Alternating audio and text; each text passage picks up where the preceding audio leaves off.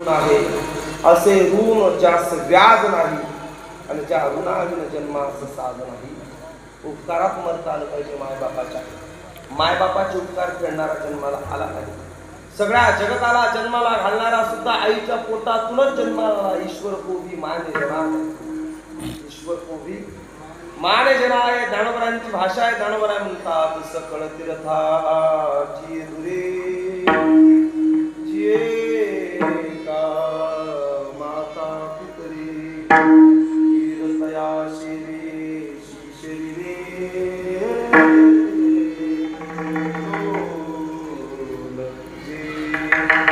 तुम्हाला एक सांगू,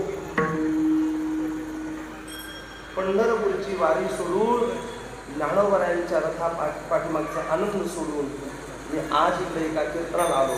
ते सांगितलं मी फडकरी परंपरेतला निष्ठावंत माणूस आहे. देह गेला तरी हरकत नाही, देह जाऊ अथवा राहू, पांडुरंग मी दृढ भाऊ.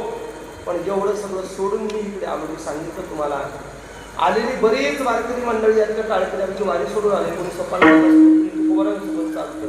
मी प्रारंभी एक वाक्य बोललो,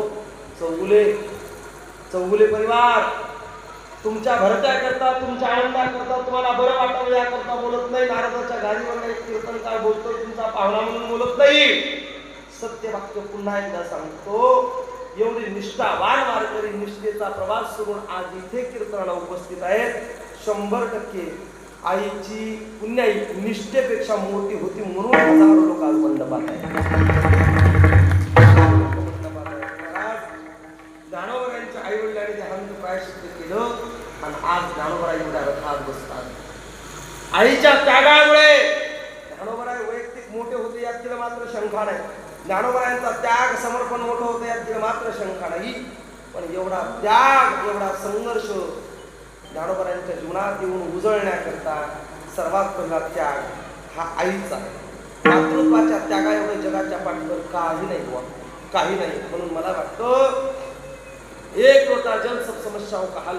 सकाळी 4 वाजता मंदिरात जाऊन महादेवाला पाणी घालणारा पोरगा ज्या दिवशी उठल्या सकाळी 4 वाजता आपल्या आईच्या पायावर तांब्यावरून पाणी टाकेल, मला असं वाटतं एखाद्या राजकारण्याच्या वाढदिवसाला जाऊन अंगात बाटली भर रक्त देणारा पोरगा ज्या दिवशी घरात थकलेल्या आईला तांब्या भरून पाणी देईल त्या दिवशी आमच्या कीर्तनाचं सार्थक.